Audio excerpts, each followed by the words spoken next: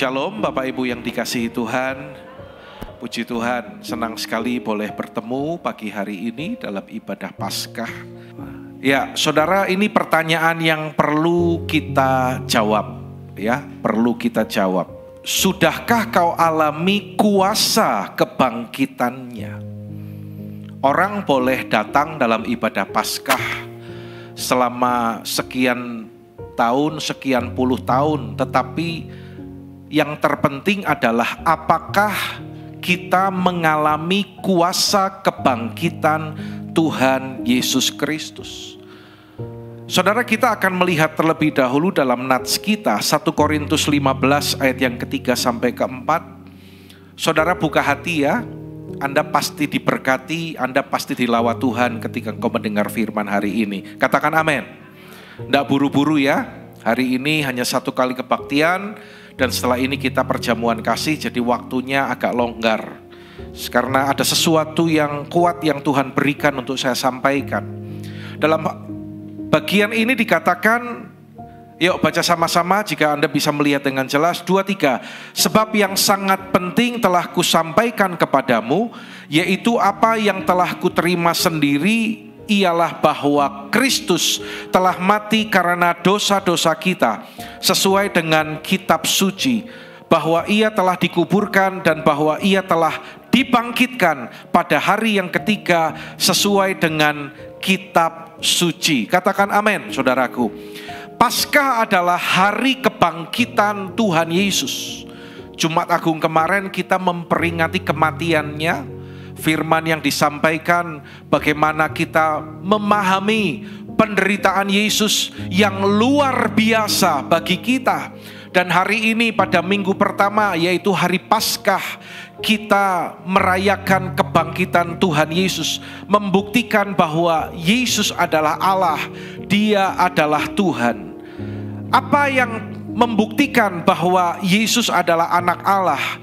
Dalam Roma pasal yang pertama ayat 2 dan 4, tidak ada di PowerPoint, dikatakan Injil itu telah dijanjikannya sebelumnya dengan perantaraan nabinya dalam kitab suci. Anda simak tentang anaknya yang menurut daging diperanakkan dari keturunan Daud, ya, dan menurut Roh Kekudusan dinyatakan oleh kebangkitannya dari antara orang mati bahwa ia, Yesus, adalah anak Allah yang berkuasa, Yesus Kristus Tuhan kita.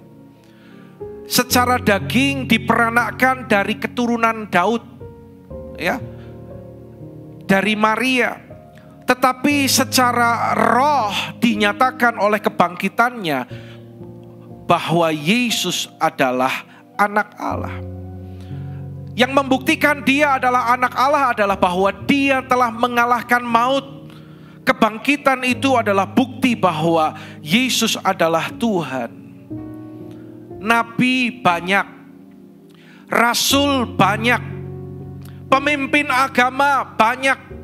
Tetapi ketika mereka mati dan dikuburkan, selesai saudaraku. Tetapi dengar baik-baik, hanya Yesus yang mati, dikuburkan, dibangkitkan dari kematian, dan dia naik ke sorga, dan nanti dia akan datang kembali untuk menjemput saudara dan saya bersama dengan kemuliaannya. Yang percaya katakan amin. Tepuk tangan bagi Allah kita, saudara. Tepuk tangan yang semangat, ya. Hanya Yesus yang mati dan dibangkitkan. Bukti Yesus bangkit. Yang pertama adalah kubur kosong.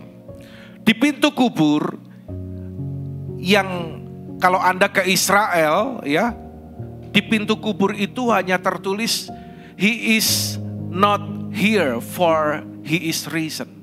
Dia tidak ada di sini karena dia bangkit. Jadi tidak ada jenazah atau mayat atau jasad Yesus di sana, saudaraku. Ada orang yang tidak percaya dan mereka berargumentasi gini. Kalau kubur kosong kan tidak berarti Yesus hidup. Bisa saja murid-muridnya itu pada waktu Paskah itu salah masuk kubur. Bukan masuk ke kubur Yesus, tapi nyelonong ke kuburan yang lain yang memang kosong gitu kan. Tetapi ini tidak mungkin karena yang masuk kubur itu bukan hanya satu orang. Tetapi beberapa murid, kan kalau satu salah masa yang lain salah juga, saudaraku. Ya. Dan buktinya berikutnya adalah Yusuf Arimatea yang menyediakan kubur untuk Yesus itu, dia pun juga mengiyakan dan dia percaya. Kalau salah kubur, Yusuf Arimatea pasti bilang, salah, bukan yang itu kuburannya, tetapi yang ini. Tetapi Yusuf Arimatea pun, dia pun mengakui bahwa Yesus bangkit. Ada juga yang berargumentasi, itu jangan-jangan prajurit Romawi malam-malam datang untuk memindahkan mayat Yesus ke tempat yang lain. Tetapi ini pun tidak mungkin, saudara. Kenapa? Karena kubur Yesus itu disegel. Jadi pada saat itu pemerintahan Romawi itu digunakan segel, dan barang siapa yang membuka segel itu akan dinyatakan melanggar hukum. Dan seandainya memang prajurit Romawi itu memindahkan mayat Yesus, maka ketika di Minggu Paskah murid-muridnya bersemangat dan berteriak, Yesus bangkit, Yesus bangkit. Pasti orang-orang Romawi mereka akan menjawab, enggak bangkit, ini loh mayatnya nih loh. Ngerti ya saudaraku ya? Itu membuktikan bahwa Yesus itu sungguh-sungguh hidup dan dibangkitkan, saudara. Tidak ada sanggahan yang seperti itu. Ya. Bukti yang kedua adalah Yesus menampakkan dirinya. Setelah dia bangkit, dia menampakkan diri kepada murid-muridnya. Dan sekali lagi, yang melihat bukan hanya satu orang saja. Bukan hanya menampakkan diri secara roh, tetapi Yesus datang menampakkan diri secara fisik dengan tubuh kemuliaan. Ya, tubuh kemuliaan itu kita akan kenakan ketika nanti Tuhan menjemput kita di angkasa. Kita yang orang yang mati terlebih dahulu, kubur itu akan terbuka dan dia akan dibangkitkan, diganti dengan tubuh kemuliaan. Karena itu kenapa Alkitab tidak pernah mengajarkan orang percaya, orang Kristen itu dikremasi. Karena suatu saat nanti dia akan dibangkitkan dari kubur. Ya. Dan orang yang masih hidup akan berganti dengan tubuh kemuliaan dan akan menyongsong dia di angkasa. Itu tubuh kemuliaan. Tubuh kemuliaan Yesus itu dia juga bisa makan, ya, bisa minum dan bisa disentuh. Ingat ketika Thomas ragu-ragu dan Yesus berkata, Thomas, cucukkan tanganmu di bekas paku. Bisa disentuh. Bukti berikutnya adalah kenaikannya ke sorga. Ya, setelah Yesus bangkit 40 hari kemudian dia naik ke sorga. Alkitab berkata, Kisah Para Rasul pasal yang pertama, lebih dari 500 pasang mata menyaksikan Yesus terangkat. Mungkin ada pemimpin agama yang berkata dia pernah naik ke sorga, dia pernah bertemu dengan Allah dan sebagainya. Persoalannya adalah, apakah ada saksinya? Berapa orang saksinya? Yesus bukan cuma kasih satu orang saksi. Yesus kasih 500 orang yang menyaksikan ketika dia naik ke sorga. Dalam hukum Taurat dikatakan sesuatu perkara itu dinyatakan benar atau sah jika ada satu atau dua orang saksi. Ya, minimal ada 2 orang saksi. Ya, tetapi Yesus kasih saksi lebih dari 500 orang. Dan ini bukan penglihatan, tetapi memang secara nyata Yesus terangkat ke sorga. Ini adalah sejarah yang luar biasa. Ya. Lalu bukti yang keempat adalah murid-murid diubahkan. Awalnya penakut, awalnya ketika Yesus ditangkap mereka melarikan diri. Dan akhirnya Petrus pun menyangkal Yesus. Tetapi ketika mereka dipulihkan, ketika Yesus bangkit dan mereka menerima kuasa Roh Kudus pada hari Pentakosta, murid-murid menjadi orang yang sangat berani memberitakan Injil. Dan ribuan orang bertobat. Bahkan murid-murid mereka mati sebagai martir. Saudara renungkan baik-baik, ya. Mungkinkah orang mau menjadi martir bagi berita yang bohong? Apakah ada orang yang siap dan rela mati martir kalau memang Yesus tidak benar-benar hidup dan bangkit, saudara? Tetapi karena Yesus benar-benar bangkit, maka mereka pun siap mati sebagai martir. Bukti yang kelima adalah gereja berdiri. Dimulai pada hari Pentakosta di loteng Yerusalem. Dan pada saat itu 3.000 orang bertobat dan lebih banyak lagi orang bertobat. Dan saat ini sesuai dengan data yang ada, kekristenan, orang Kristen dan Katolik menjadi agama yang terbesar di seluruh dunia, saudaraku. Kalau Yesus tidak bangkit, maka sia-sialah iman percaya kita. Ya, tetapi karena Yesus bangkit, gereja berdiri. Bukti berikutnya, ibadah berubah menjadi hari Minggu.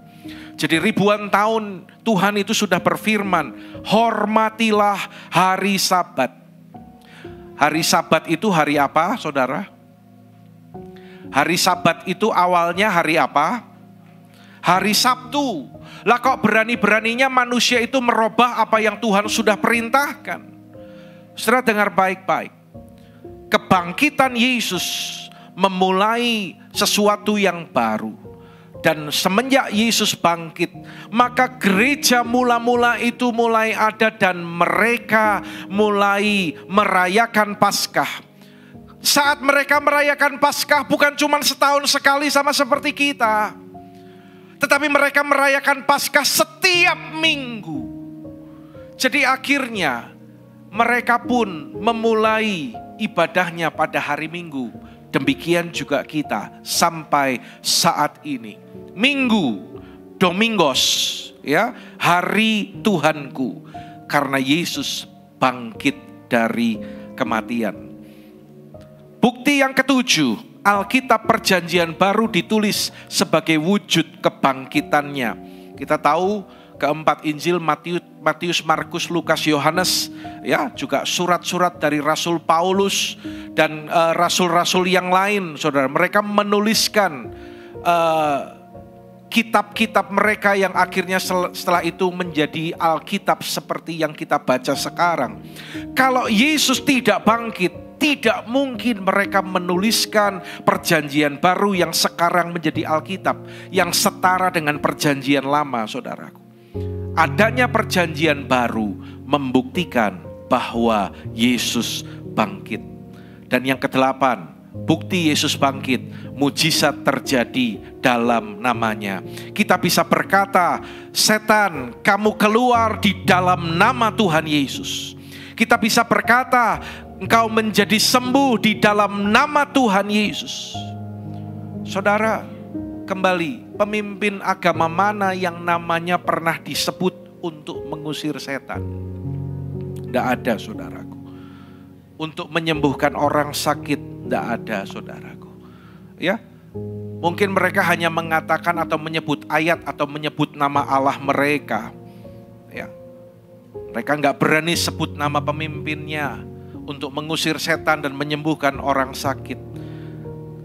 Karena Yesus bukan pemimpin agama. Yesus adalah Tuhan yang bangkit dan berkuasa. Katakan amin. Jadi ketika kita berkata dalam nama Tuhan Yesus, maka setan itu dikalahkan dan setan itu keluar. Setan itu keluar kenapa, saudara? Karena dia tahu bahwa Yesus adalah Tuhan. Bilang kanan kiri, setan aja tahu kalau Yesus itu Tuhan. Masa kamu gak tahu? Setan aja percaya kalau Yesus itu bangkit dan hidup. Kadang orang Kristen gak menyadari itu, saudaraku. Ya. Dan pertanyaan bagi kita, sudahkah kau alami kuasa kebangkitannya? Tadi berapa bukti? Berapa bukti tadi? 8 ya. Udah banyak ya, 8 poin ya. Berarti selesai firmannya ya. Pulang kasih ya saudara. Oh belum ya, wah masih antusias. Yang antusias katakan amin. Yang antusias katakan tepuk tangan bagi Allah kita. Ya, saudara, pribadi yang alami kuasa kebangkitannya adalah pribadi yang bersaksi dan memberitakan Injil. Sekali lagi katakan sama-sama. Poin yang pertama, pribadi yang alami kuasa kebangkitan Kristus adalah yang bersaksi dan memberitakan Injil. Bilang lagi kanan kiri, bersaksi dan memberitakan Injil. Ya, dikatakan pada ayat yang ke-47, perhatikan. Dan lagi dalam namanya berita tentang pertobatan dan pengampunan dosa harus disampaikan kepada segala bangsa mulai dari Yerusalem. Dan kamu adalah saksi dari semuanya ini. Saudara, Alkitab berkata bahwa semua manusia telah berbuat dosa dan kehilangan kemuliaan Allah. Dan upah dosa adalah maut, mati, masuk neraka. Tetapi ada kabar baik yang dibawa oleh Injil, yaitu apa? Ya, bahwa dosa itu bisa diampuni, ya. Injil, Evangelion, kabar sukacita. Dosa manusia itu bisa diampuni. Dosa itu bukan dibayar oleh amal dan perbuatan, tetapi diampuni oleh darah Tuhan Yesus yang telah mati di atas kayu salib. Kalau tidak ada salib, tidak ada mahkota. No cross, no crown. Tidak ada pengorbanan Yesus, tidak ada mahkota kemenangan yang Dia berikan bagi kita. Kalau itu terjadi, kalau Yesus tidak disalibkan dan tidak menang atas maut, maka kita yang percaya tetap saja masuk neraka. Tetapi dengar, karena Dia bangkit dan hidup, kita yang percaya, Yohanes 3:16 berkata, kita yang percaya tidak lagi binasa, melainkan beroleh hidup yang kekal. Tepuk tangan bagi Allah kita, saudaraku. Karena orang yang percaya ketika dia sungguh-sungguh bertobat, dosanya diampuni, saudara. Anda harus percaya ini. Ketika engkau mungkin hari ini merenungkan, iya Tuhan, aku tuh banyak dosa, masih ada hal-hal yang salah. Saudara, Alkitab berkata bahwa ketika kita minta ampun, Tuhan itu mengampuni dosa kita. Bertobat, minta ampun. Darah Yesus menyucikan kita dari segala kejahatan, dari segala pelanggaran kita. Dan Alkitab katakan, Tuhan tidak ingat-ingat lagi dosa kita. Ya. Sejauh timur dari barat Tuhan itu membuang dosa kita. Jauh ke dalam tubir laut Tuhan itu melemparkan segala dosa kita. Menjadi putih seperti salju dan seperti bulu domba. Saudara dan saya yang percaya dan diampuni dosa-dosanya. Alkitab berkata 2 Korintus 5:17. Kita menjadi ciptaan yang baru. Pengampunan dosa hanya ada di dalam Tuhan Yesus Kristus. Katakan amin. Kabar inilah yang harusnya kita beritakan kepada setiap orang. Ya, inilah yang harus kita beritakan. Suatu kali ada konferensi akbar agama-agama besar di dunia. Diadakan di Chicago, Amerika Serikat. Pada salah satu sesi, seorang hamba Tuhan bernama Dr. Joseph Kuhl, seorang Kristen, dia maju ke depan. Lalu dia mengundang seorang wanita untuk tampil juga ke panggung, memperkenalkan wanita ini, dan dia berkata, Bapak Ibu, wanita ini adalah orang yang mengalami depresi berat. Dia putus asa, dia tertuduh, dia sangat merasa bersalah karena beberapa waktu yang lalu wanita ini telah membunuh suaminya yang kedapatan berselingkuh. Lalu hamba Tuhan ini di hadapan semua pemuka agama pada konferensi akbar itu dia berkata, adakah di antara ajaran-ajaran agama Anda yang bisa menjamin dosanya diampuni dan dia kembali memiliki damai sejahtera? Semuanya terdiam. Tidak ada yang menjawab, saudaraku. Lalu hamba Tuhan ini angkat Alkitab dan dia berkata, Alkitab berkata bahwa darah Yesus anaknya itu menyucikan kita dari segala dosa. Ketika ia datang kepada Tuhan Yesus, percaya sungguh-sungguh, dosanya diampuni. Orang yang diampuni dosanya, dia itu bebas. Ya, dia itu diselamatkan. Katakan amin. Kalau saudara sudah percaya kepada Tuhan Yesus, engkau sudah dibebaskan. Engkau sudah diampuni dan engkau sudah menerima keselamatan kekal di dalam Tuhan Yesus Kristus. Itu hanya ada di dalam Injil Kristus. Tidak ada di agama yang lain, saudaraku. Yesus telah melunasi segala hutang dosa kita. Kalau agama itu kan secara umum agama itu hanya mengajar dan berkata, lakukan ini, lakukan itu. Tetapi Yesus berkata, aku telah melakukan dan menyelesaikan semuanya. Telah lunas dibayar di kayu salib. Bagianmu, kata Tuhan, hanya percaya sungguh-sungguh dengan iman, maka dosamu diampuni dan hiduplah dalam kebenaran. Anda mengalami itu, katakan amin. Lalu pertanyaannya adalah, mengapa kita tidak berani bersaksi? Kalau Anda yakin sungguh-sungguh keselamatan hanya ada di dalam Tuhan Yesus, dan Anda sudah menerima itu yang tidak bisa didapatkan di tempat yang lain, di ajaran yang lain, ya, tidak ada pemuka agama manapun, tokoh agama manapun yang berani berkata, akulah jalan dan kebenaran. Hanya Yesus yang berkata, akulah jalan dan kebenaran dan hidup. Tidak ada seorang pun sampai kepada Bapa kalau tidak melalui aku. Mengapa kita tidak berani bersaksi? Saya membayangkan kalau semua di tempat ini dengan roh yang menyala-nyala Anda berani bersaksi, tidak terbendung dengan meluap-luap, Anda berani beritakan Injil, Anda bersaksi, dahsyat, banyak jiwa-jiwa akan percaya dan diselamatkan bagi kemuliaan Tuhan. Amin, saudaraku.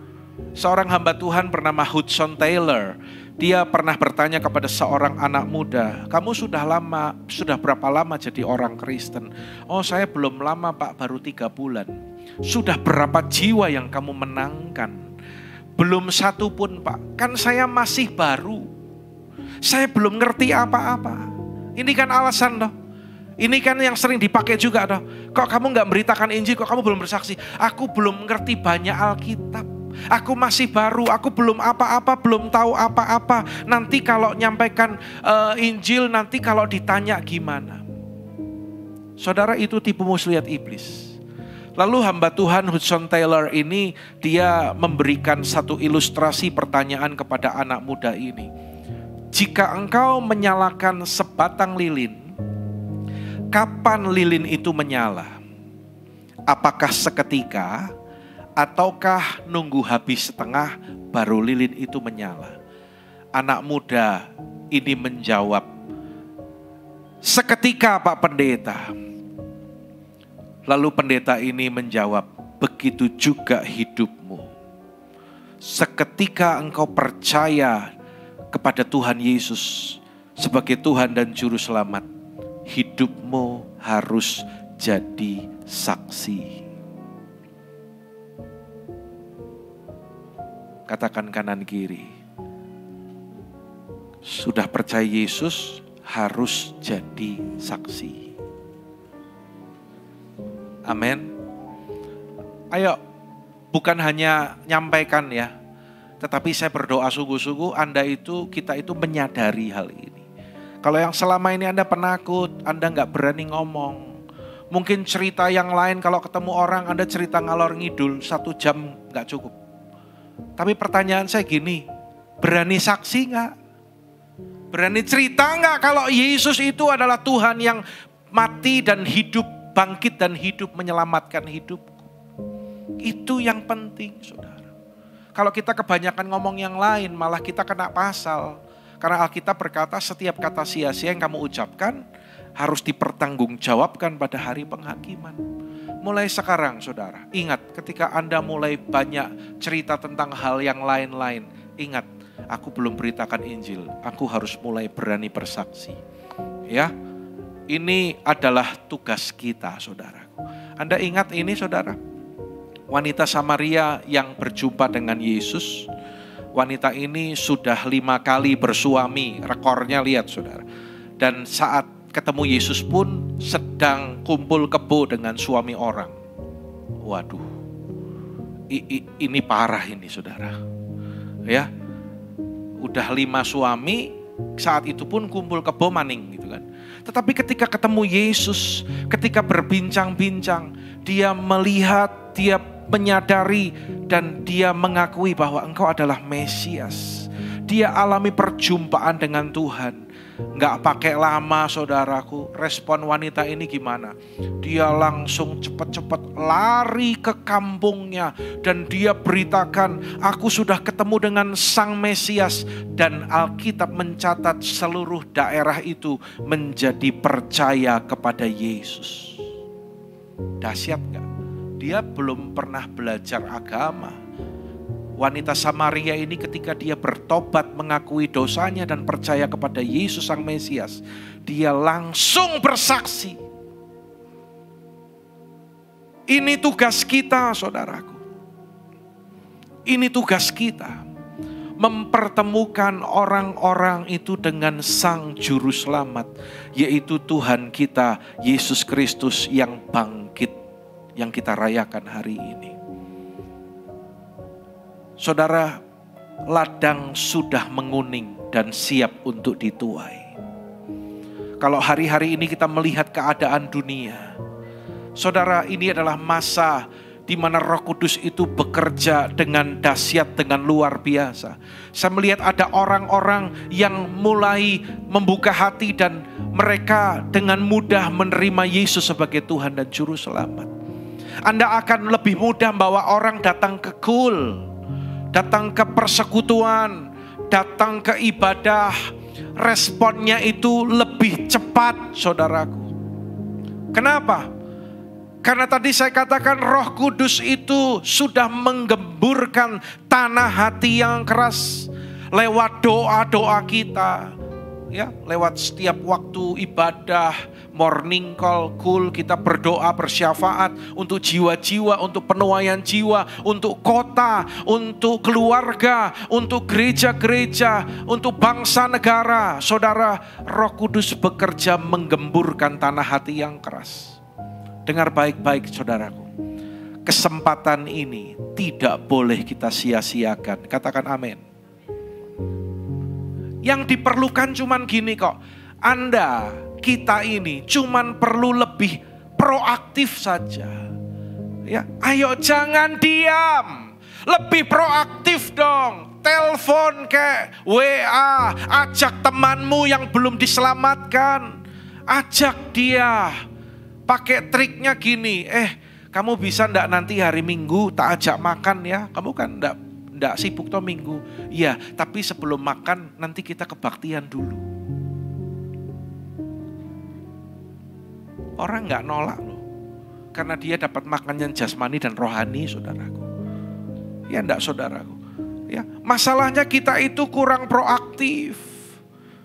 Kita itu diam. Coba renungkan dan jawab dalam hatimu. Berapa banyak orang, berapa banyak jiwa yang Anda bawa datang kepada Tuhan?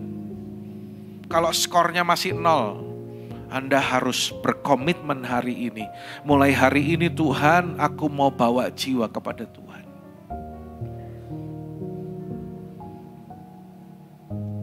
Saya selalu bersaksi, bukan hanya di gereja, bukan hanya di Wonosobo, bukan hanya untuk jemaat yang mau dibaptis. Kalau data, saya sudah membaptis ratusan orang saudaraku. Ya, 200 orang ke sana mah udah lebih kalau lihat data ya. Mungkin 300-an juga. Tetapi karena kota kita ini kota yang tidak terlalu besar, jadi anak-anak mulai sekolah pindah keluar kota. Dan saya katakan kepada mereka, kamu tidak pindah, tapi kamu diutus untuk terus melayani dan untuk menjadi saksi di sana. Berapa banyak jiwa yang Anda bawa kepada Tuhan? Banyak kesempatan loh saudara. Kalau Anda adalah seorang yang dipercaya punya toko, Anda pasti sering ketemu dengan sales kan? Salesnya kan pasti sering ketemu, sudah kenal toh. Saya mau nanya, kalau Anda misalnya Anda punya toko, lalu ada sales datang. Saya mau nanya, yang lebih merasa butuh itu tokonya apa salesnya? Langsung jawabnya itu. Ciasen yang lebih butuh salesnya apa bosnya? Sampai kadang itu ngerayu-ngerayu ya toh, ayo Toci ambil, ayo Koh ambil, wah ora barangnya saya akeh, Kafu ngomong gitu misalnya, ora iki saya kebek misalnya kayak gitu, ayolah dicoba sih. Mereka yang butuh kan. Kalau Anda beritakan Injil, Anda ngomong, bersaksi tentang Yesus, mereka gak mungkin marah. Mereka akan dengerin, karena mereka yang butuh Anda. Persoalannya ini bukan apa, tetapi tadi kita harus pertemukan banyak orang dengan Sang Juru Selamat. Kalau Anda punya teman, ketemu orang, dimanapun komunitas Anda, ya di rumah mungkin punya pembantu, punya asisten rumah tangga. Kalau Anda bicara, dia juga nggak mungkin marah sama Anda kok. Ibu Gembala itu sudah berapa pembantu yang pernah bantu sejak di Purwokerto sampai terakhir. Udah berapa banyak pembantu yang bertobat dan lahir baru. Berapa banyak jiwa yang sudah Anda bawa datang kepada Tuhan. Saya bersyukur kalau waktu yang lalu saya pernah pelihara burung lovebird. Saya ketemu sama komunitas orang-orang tukang pelihara lovebird. Kenal sama mereka. Saya bisa bersaksi. Waktu yang lalu pandemi saya pelihara ikan. Saya ketemu komunitas pecinta ikan. Ya, terus sekarang pelihara kelinci. Ketemu komunitas orang yang pelihara kelinci. Saya bersaksi, saudara. Saya gunakan kesempatan itu. Bahkan kesempatan sekian menit detik aja ketika ketemu tukang parkir dan waktunya memungkinkan, saya itu bersaksi. Berapa banyak jiwa yang Anda bawa datang kepada Tuhan. Saudara, ada sebuah kesaksian. Jadi ada seorang yang sakit itu gak sembuh-sembuh. Sudah divonis oleh dokter, dia itu gak sembuh-sembuh dan harus dirawat. Dia itu takut mati. Lalu dia cerita sama teman baiknya, dan teman baiknya ini, puji Tuhan, dia adalah seorang yang alami kuasa kebangkitan Kristus. Jadi temannya ini mendoakan dia dan berkata gini, kamu mau ndak tak kenalkan sama dokter yang bisa menyembuhkan segala penyakit. Karena orang ini lagi sakit, takut mati. Dikenalinnya, mau ndak ketemu sama dokter yang bisa menyembuhkan segala penyakit. Oh, ada memang. Ada. Namanya siapa? Namanya Dokter Yesus. Ya. Sederhana kan saudaraku ya.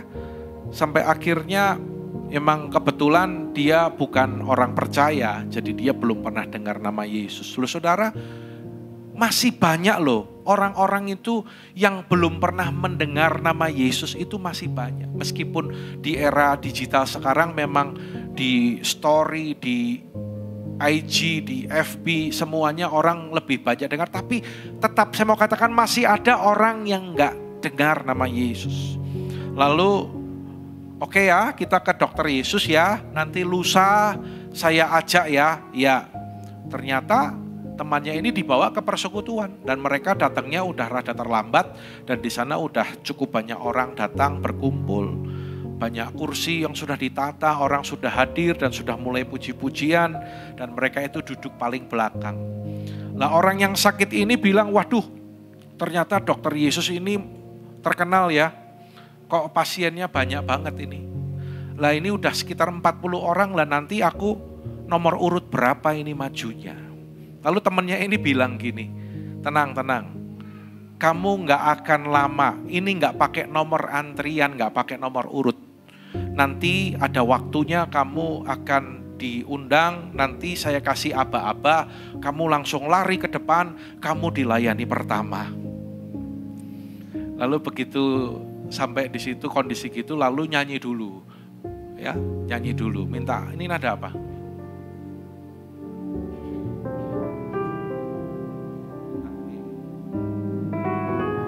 Hati yang gembira adalah obat. Nyanyi seperti itu, ya.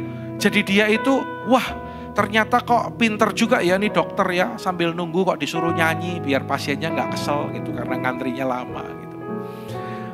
lagunya enak lagi, lagunya pas. Lalu ada kesaksian.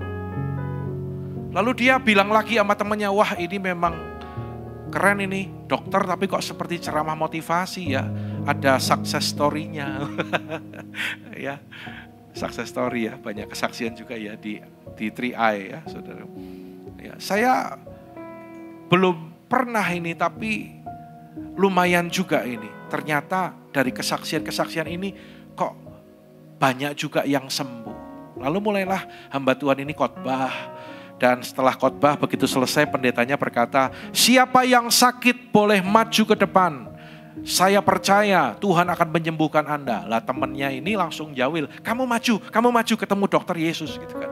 Dia langsung maju dan nomor 1 sampai di depan. Didoakan, dalam nama Tuhan Yesus engkau menjadi sembuh. Sambil didoakan dia batin lagi, ini aneh ya. Ini mungkin wakilnya dokter Yesus ini. Soalnya tadi diperkenalkan namanya bukan Yesus gitu. Berarti ini wakil asistennya ini.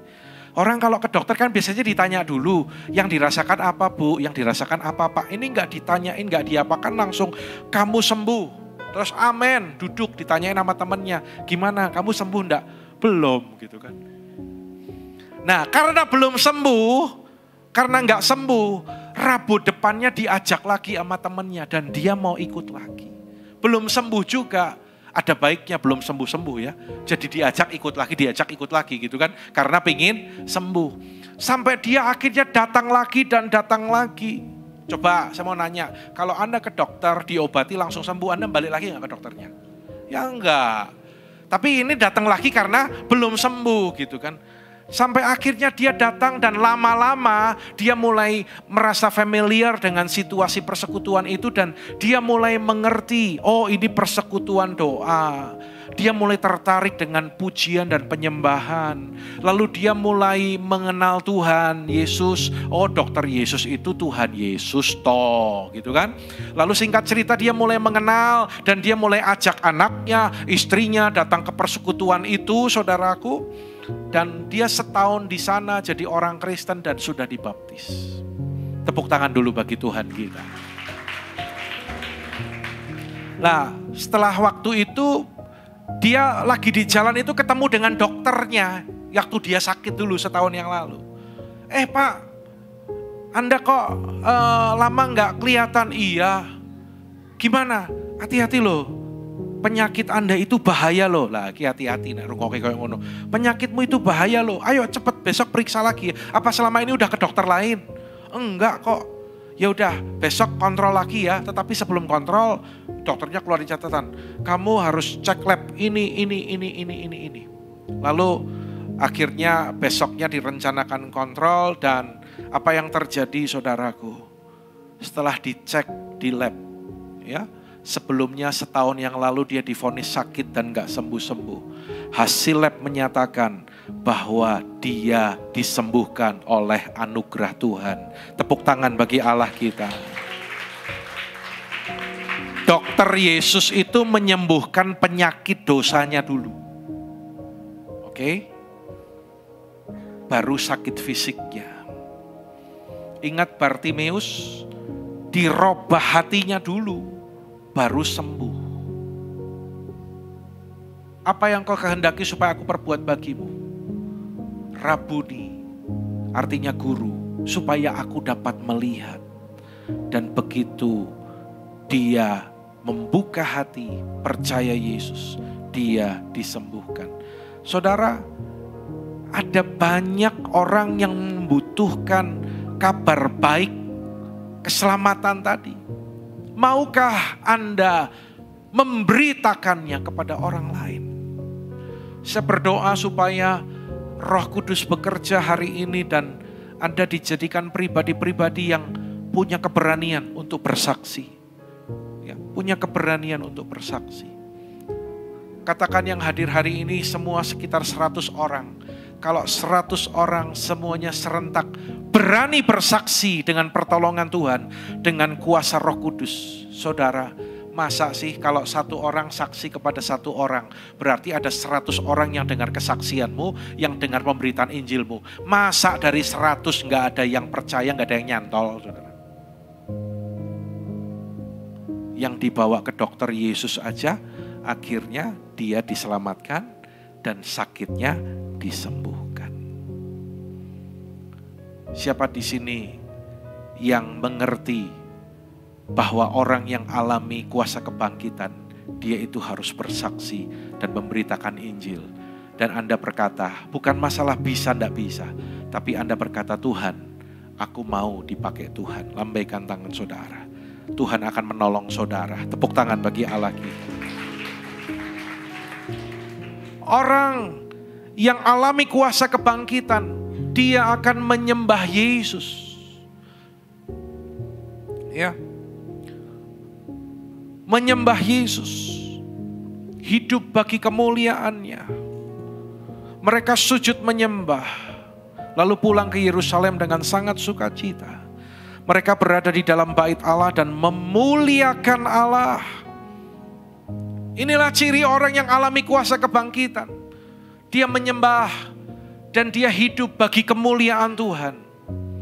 Saudara, pernahkah Anda mendengar cerita ini? Queen Victoria dari Inggris, dia adalah ibu dari Queen Elizabeth. Ya.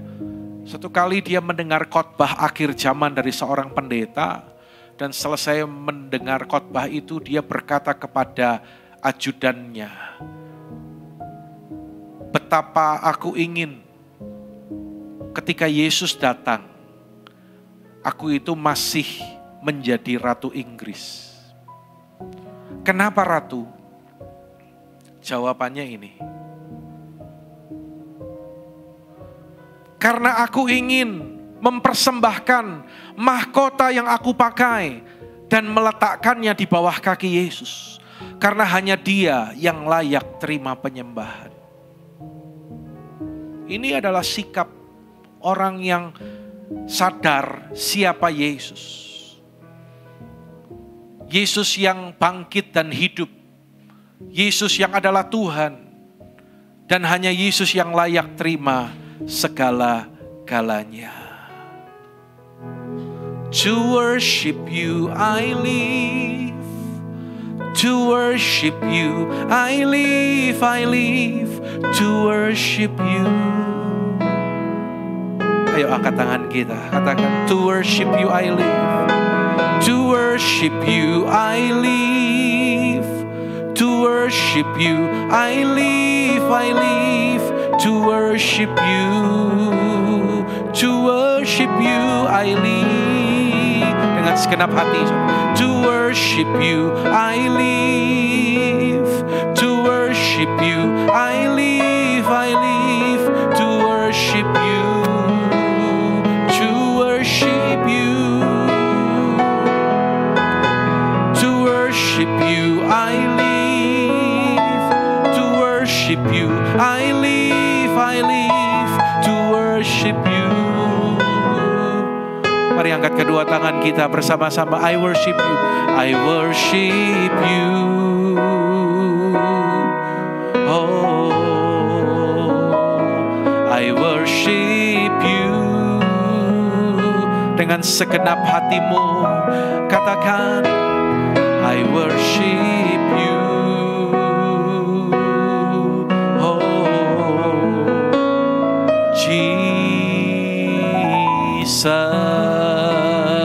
Berikan tepuk tangan kemuliaan bagi Allah kita.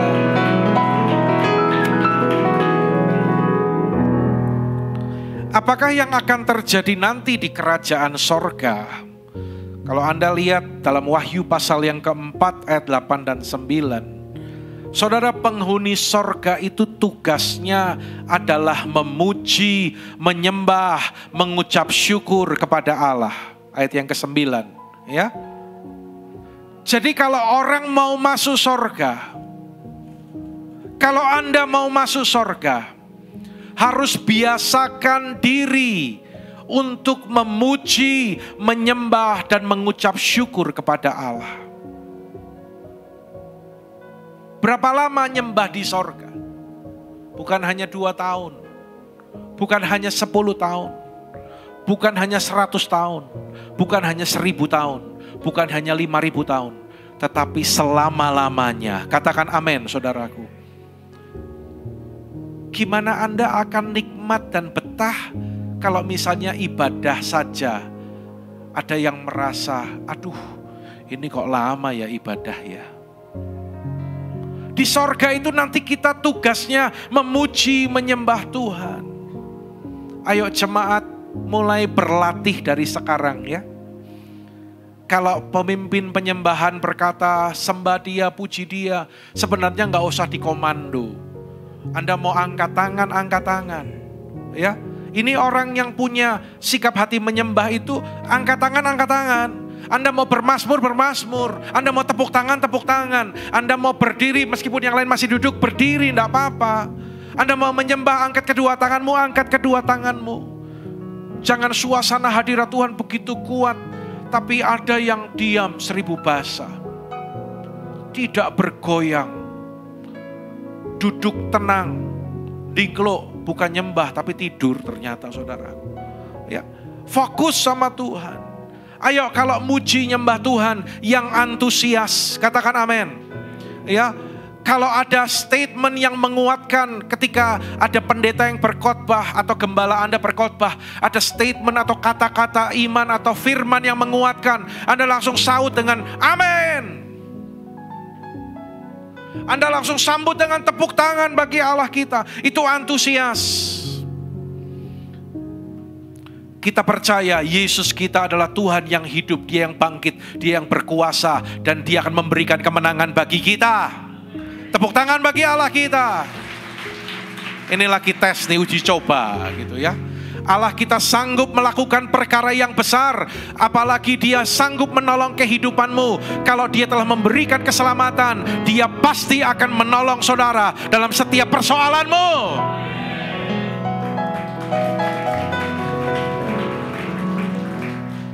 Allah kita adalah Allah yang dahsyat. Tidak ada Allah yang seperti Dia. Dia Tuhan di atas segala Tuhan. Dia Allah di atas segala Allah. Yesus Raja di atas segala Raja. Nah, tapi bukan cuma pas latihan gini, tapi next. Ojo menang maning gitu kan. Kadang ibadah itu lebih sepi daripada bioskop. Orang di bioskop aja kalau ada adegan lucu, wah, enggak pernah dikomando, ayo tertawa gitu kan, enggak saudaraku. Ya begitu sedih, gitu. Ayo nangis kan enggak gitu saudaraku. Ya ayo antusias, amin saudaraku. Ya puji Tuhan. Sekali lagi yuk tepuk tangan bagi Allah kita saudara. Daud seorang penyembah, hidupnya berkenan kepada Tuhan. Padahal ini ngomong sendiri ya. Kita tahu siapa Daud kan? Daud ki sopo? Daud pernah sombong, ngitung pasukan. Daud pernah lakukan dosa. Daud pernah berzinah. Daud pernah membunuh suami Batsheba. Ya toh? Itu Daud. Hidup masa lalunya itu amburadul.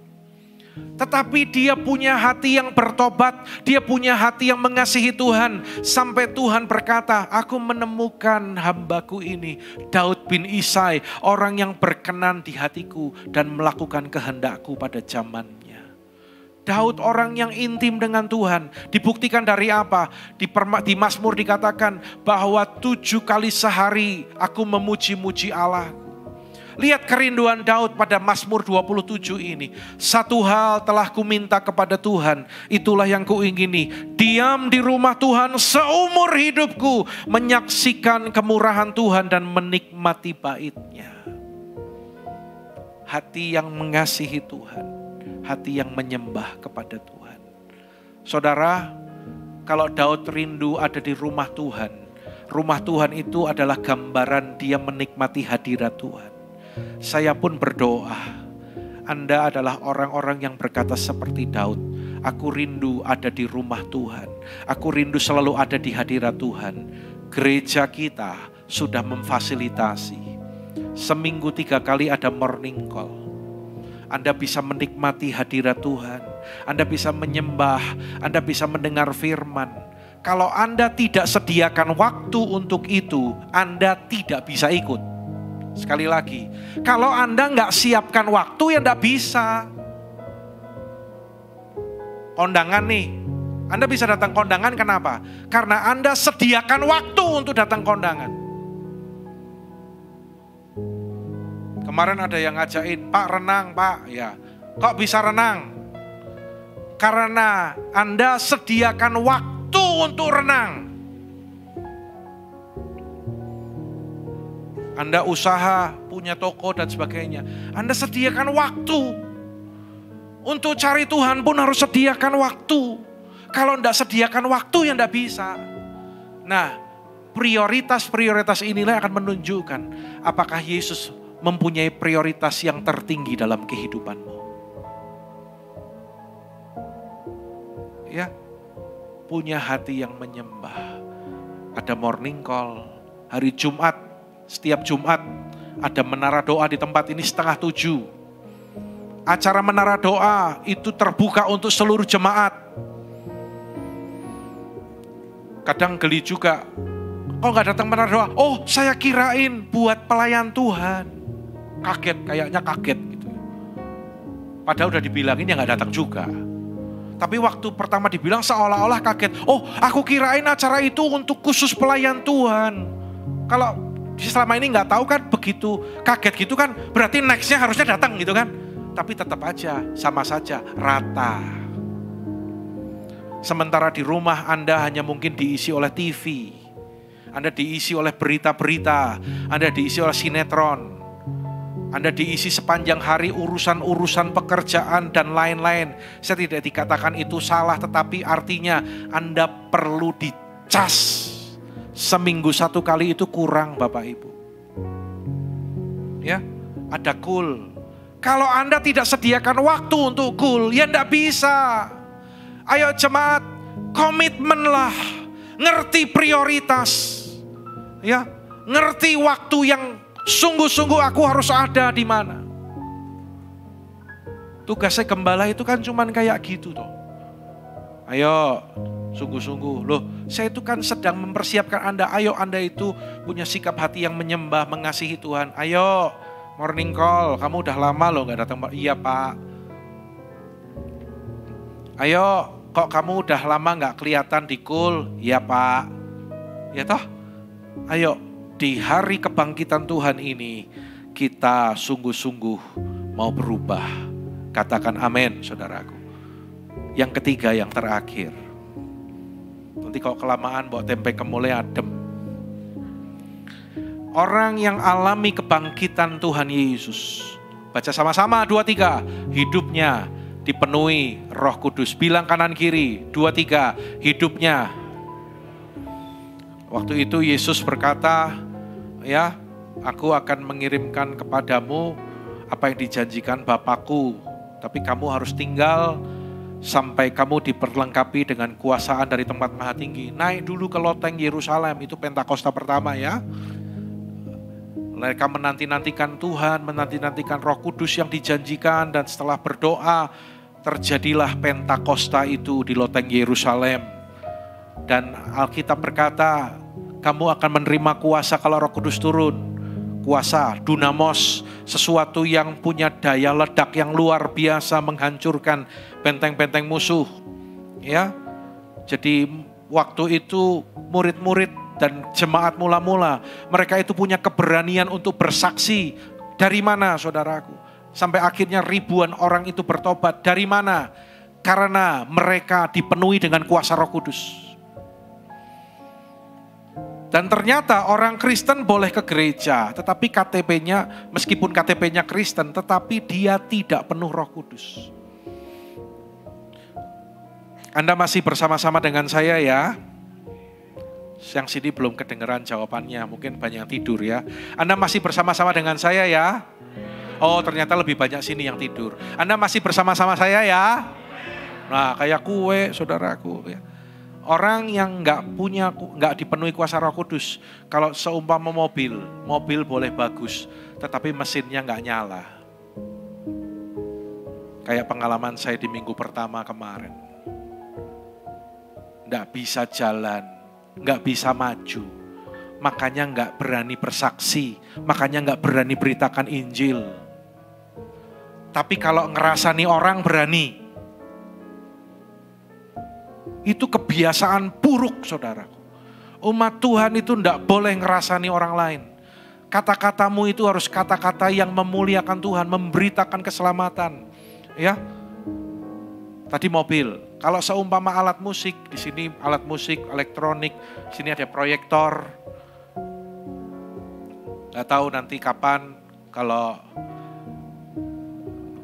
semakin berkembang, semakin baik, suatu saat kita juga pakai LED. Amin, saudaraku. Ya. Tapi kalau komputer dan lain-lain Anda nggak colok ke listrik, ya nggak fungsi. Coba HP-mu, habis baterai nggak usah dicas. HP mau apa tuh? Yang bisa dilipat-lipat itu apa? Volt. Mau volt kayak mau bolt kayak mau cold apa wis. Mau yang HP itu mahal-mahal loh ternyata. Saya kemarin lihat-lihat gitu kan. Saya mau beli nggak tega dan nggak sampai hati. Dan memang lebih baik daripada buat beli gitu, aku buat menopang pekerjaan Tuhan. Ya, kadang saya harus menahan diri untuk beli ini itu. Karena pekerjaan Tuhan itu harus ditopang, saudara. HP itu kan canggih-canggih. Ada yang 10 juta, ada yang 15 juta, ada yang 20 juta. Kadang ada orang berani beli HP mahal ya. Tapi maaf, persepuluhan gak ngasih. Bisa beli aset tetapi milik Tuhan gak dikembalikan. HP yang bagus kayak apapun, kalau gak ada baterai, gak ada listriknya, gak berfungsi. Ini kameranya Pak, saya kaget waktu itu sampai pergi ke Bandung di satu tempat wisata diajak teman saya itu ada di jembatan gantung. Teman saya yang lain itu sudah nunggu di sana jauh, dia moto jembatan cekrek gitu kan. Begitu saya sampai sana tak lihat, oh foto jembatan, tak zoom gini, saya kelihatan. Nggak pecah loh saudara, hebat kan? Tapi coba HP yang hebat kayak gitu kalau nggak ada listriknya. Nggak bisa saudara. Roh Kudus itulah yang memberi kuasa yang dicurahkan pada hari Pentakosta. Itulah yang membangkitkan Yesus. Dan ketika Yesus diurapi dengan Roh Kudus, Kisah Para Rasul 10 ayat 38 dan kuat kuasa, Yesus dalam pelayanannya menyembuhkan orang sakit, mengusir setan karena dia diurapi Roh Kudus. Saudara, Yesus itu adalah Allah yang sejati dan dia pun manusia sejati. 100% Allah dan 100% manusia. Kata mengosongkan diri bukan berarti dia melepaskan atributnya atau kuasanya sebagai Allah. Saya tuh dapat pengertian ini saudaraku. Ya. Tetapi ketika dia mengosongkan diri, perhatikan, dia Allah yang berkuasa, dia punya power, tetapi dia menyelubungi kemuliaannya yang besar itu dengan kemanusiaannya yang terbatas. Bahasa sederhananya gini, Allah itu kan maha hadir, maha kudus, maha kuasa, maha segala-galanya.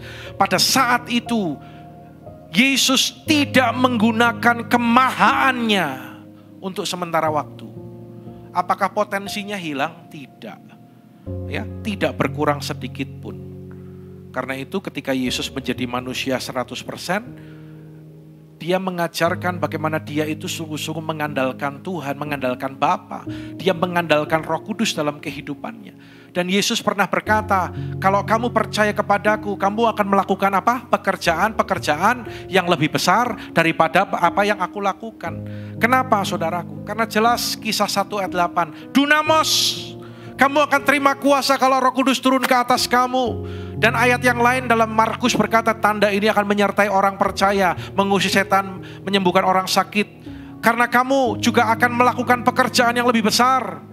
Dan aku pergi kepada Bapa, tapi aku akan mengutus Roh Kudus kepadamu, kata Tuhan Yesus. Saudara, Anda pernah enggak buka HP dan Anda menggunakan satu fitur di HP yang namanya mode pesawat kalau bahasa Indonesia, atau flight mode atau aeroplane mode? Tahu ada mode itu di HP? Siapa yang tahu coba angkat tangan?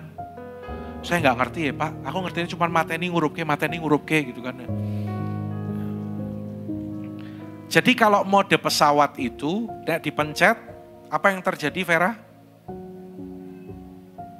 Langsung putus. Kalau mau naik pesawat, pencet itu. Langsung stop. Ya, langsung putus. Apa ada yang dilepas dari HP ketika nggak ada sinyal tadi? Enggak. SIM cardnya dilepas nggak? Enggak, saudaraku. Bagian HP lainnya ada diprotolin nggak? Enggak, saudaraku. Tidak. Tetapi fitur itu atau akses itu tidak digunakan, tidak dipakai. Ya. Sampai nanti kita nggak ada data seperti itu, nggak ada sinyal. Sampai nanti kita kalau ketemu sama yang namanya wifi. Yang disukai orang Indonesia itu apa, saudara? Bukan cuma wifi, free wifi. Kalau wifi-nya bayar nggak mau, tapi free. Apalagi yang suka TikTok ya, free wifi gitu. Semua sekarang wifi. Gereja ini juga ada wifi-nya, tapi tak kasih passwordnya, saya ngangel. Ngowong malah nyantol wifi gereja, malah ngeruwake firman, buka-buka IG gitu kan. Sampai di desa-desa, kota kecil itu ada hotel-hotel penginapan free wifi, gayanya Inggris-Inggrisan, tapi nulisnya salah, free wife. Wife itu kan istri, bukan free wifi tapi free wife. Ya, jadi ketika HP itu terhubung dengan internet, dia baru bisa dipakai lagi. Perhatikan ini, saya dapatkan ini dan saya mau bagikan buat saudara. Yesus ketika dia di dunia, dia melayani, dia menyembuhkan orang sakit, dia memberitakan kabar baik dengan penuh kuasa. Karena apa? Karena Yesus terhubung dengan Roh Kudus. Sinyalnya bagus, sinyalnya kuat. Tapi kalau kita kadang sinyalnya ngerendet, putus-putus. Memang saya mengerti, menjaga hubungan pribadi dengan Tuhan itu tidak mudah. Kenapa yang saya tadi bilang, Anda perlu sediakan waktu. Lah kalau Anda nggak mudeng prioritas hidupmu, nganggap morning call, menara doa itu nggak penting, ya Anda nggak akan datang. Itulah yang dikatakan, kita sinyalnya tuh sering gerendet-gerendet gitu loh. Padahal kita bilang percaya Tuhan, cinta Tuhan, tetapi kita mengabaikan hal-hal yang demikian. Jadi kadang kita itu powerful, kalau lagi semangat-semangat. Tapi kenapa ada orang yang tadinya semangat langsung kayak cus, kayak pesawat jatuh. Kadang gak ada power sama sekali. Jaga ya hubungan dengan Tuhan. Ini poin-poin terakhir. Jadi ada ciri orang yang dipenuhi Roh Kudus. Berdasarkan ayat ini dikatakan dia suka atau rajin beribadah. Katakan kanan kiri, suka atau rajin beribadah. Amin. Tanya lagi, apakah kamu rajin beribadah? Sing ora wani ngomong berarti ora rajin ibadah. Tanya, apa rajin kul? Tanya, rajin kul enggak? Yang belum ikut kul siapa? Jangan menyembunyikan diri, saya itu tahu. Saya cuma mau meminta pengakuan saudara. Siapa yang belum bergabung dalam kul, tolong angkat tangan. Kalau Anda nggak angkat tangan, nanti yang saya suruh angkat tangan ikut kul, tetap aja kelihatan. Siapa yang belum ikut kul, angkat tangan. Jangan setengah tangan dong. Ya, ada yang kayak mobil akhirnya suak. Ya, mulai sekarang rajin kul, rajin ibadah. Orang yang dipenuhi Roh Kudus, tandanya dia suka atau rajin beribadah. Termasuk yang tadi saya bilang, morning call, menara doa. Itu tanda kalau Anda itu penuh Roh Kudus. Setelah ini saya percaya, morning call. Ini morning call ini sudah mau tembus 60 loh saudara. Saya ingat dulu waktu mau tembus 20 ya. Wah sebentar lagi 20 lebih. Wah sebentar lagi udah 28 mau 30. Wah sebentar lagi 38 mau 40. Waduh kok belum tembus 50. Sekarang udah 57. Angka tertinggi waktu kapan pernah berapa? Wah, 60 pernah ya. Tapi belum tembus 60 ke atas ya. Setelah Paskah ini. Karena jemaat alami kuasa kebangkitan Kristus. Morning call akan 70, 80, bahkan 100. Tepuk tangan bagi Tuhan kita. Katakan amin. Ya, tadi kayaknya yang ngomong amin juga udah lama gak ikut morning call ya. Setelah ini juga ikut morning call ya Bu ya. Amin. Terima kuasa kebangkitan ya. Puji Tuhan. Ada kendala apa? Oh, jeblok. Lah, HP itu jangan dimasukin ke minyak panas, Bu. Oh. Oke, saya selalu bilang apa? Kalau ada kerinduan, Tuhan pasti buka jalan. Dulu nggak ada HP kan? Lalu Tuhan sediakan kan? Kalau rindu, Tuhan akan sediakan lagi. Amin. Yang lain rindu enggak? Lah nek Anda enggak rindu ki Anda meh apa? Tak tanyai jajal. Anda rindu? Amin. Lebih lagi ya, janji ya. Loh nek mbek gembalane ki ora nurut, Anda meh nurut mbek sapa? Yang ngasih tahu tuh ya Pak Andi toh, gembala HOG. Masa Anda dikasih tahu sama gembala GKJ? Ya toh? Sekali lagi, mulai sekarang rajin ya. Lambaikan tangan dong kalau Anda responi saya. Rajin ya. Semangat ya. Ya. Mungkin ada yang tangannya kram jadi nggak bisa angkat tangan. Ampuni mereka Tuhan. Sabar, wis ususe dawa dadi kebal lagi. Ya, orang yang dipenuhi Roh Kudus penuh kuasa. Saya sampai ketawa jadinya. Ya, penuh kuasa. Lihat rasul-rasul mengadakan banyak mujizat dan tanda. Ya, jadi berani. Kalau ada apa-apa, nggak usah ngundang Pak Andi dulu. Gembala Kul, selama ini kalau ada apa-apa sudah dilayani, puji Tuhan. Ada yang kerasukan setan, apa yang Anda lakukan? Telepon PDP Hartoyo. Kayaknya tuh dia dikorbankan gitu, urusan-urusan kayak gitu. Ya jangan dong, hadapi, Anda punya kuasa. Jadi nanti kalau di pasar Koafu ketemu orang kerasukan, apa yang dilakukan? Datangi, kamu siapa? Dia jawab, selamat om, malah jawab. Doakan, tumpang tangan. Apalagi nanti kalau sudah semangat morning call, urapannya penuh gitu kan. Nanti saya kirim orang gila ke depan tokonya Koafu. Kalau perlu ke depan tokonya Tintin juga. Apa yang dilakukan? Doakan ya. Lepaskan dengan kuasa Tuhan dalam nama Tuhan Yesus. Tidak ada yang dapat bertahan ya. Kalau ada orang yang luka, doakan, dipulihkan. Dan yang terakhir, suka. Orang yang penuh Roh Kudus apa? Suka memberi. Saudara masih antusias?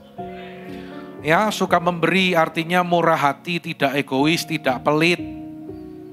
Tuhanlah sang pemilik, kita itu hanya pengelola. Saudara, kalau kita sudah percaya Yesus, kita diselamatkan. Katakan amin. Kita bukan kita lagi, tapi hidup kita milik Tuhan. Orang mungkin berkata gini, kalau aku sudah percaya Yesus, mati buat Yesus pun berani. Anda berani enggak mati buat Yesus? Puji Tuhan. Yang lain bagaimana? Aku belum merit Pak. Berani mati buat Yesus? Puji Tuhan. Kalau Anda berkata berani mati untuk Yesus, saya percaya mati aja rela kok. Masa memberi buat Tuhan gak rela? Mati aja rela kok. Masa mengembalikan milik Tuhan aja gak rela, saudara? Saya sangat kagum dengan orang ini. Yusuf dari Arimatea. Dia mempersembahkan kubur miliknya bagi Yesus. Jadi kubur Yesus itu adalah milik Yusuf dari Arimatea ini. Kubur yang bagus, taman yang indah. Jadi sekeliling taman itu kemudian selanjutnya ditemukan juga di situ ternyata ada tempat pemerasan anggur, saudaraku. Jadi ini benar-benar orang kaya pada saat itu, ya, punya taman yang indah dan di tengah-tengah itu dia persiapkan kuburan pribadi yang sangat bagus. Tapi ketika Yesus mati di salib, dia datang ke penguasa saat itu bersama dengan Nikodemus. Dan dia meminta izin untuk menguburkan mayat Yesus. Dan yang luar biasa, dia memberikan kuburannya yang indah itu. Yang tadinya buat dirinya sendiri, diberi buat Yesus. Nanti kalau Anda ke Israel, Anda perlu datang ke kubur Yusuf dari Arimatea. Bagaimana keadaan kuburan Yusuf Arimatea ini? Yang terbaik sudah dikasih buat Yesus. Sementara sekarang dia dikubur di tempat yang kecil, di tempat yang kumuh, di tempat yang gelap, tidak menarik. Bertahun-tahun cuman tanah, terakhir-terakhir aja saya dengar cerita kalau itu sudah mulai disemen dan sebagainya. Inilah ciri murid Yesus sejati, saudara. Orang kalau sudah ketemu Yesus, jangankan harta, hidupnya aja dia berikan buat Yesus. Orang kalau mengalami kuasa kebangkitan Yesus, dia berani berkata gini, yang bagus buat Yesus, yang tidak bagus buat diriku sendiri.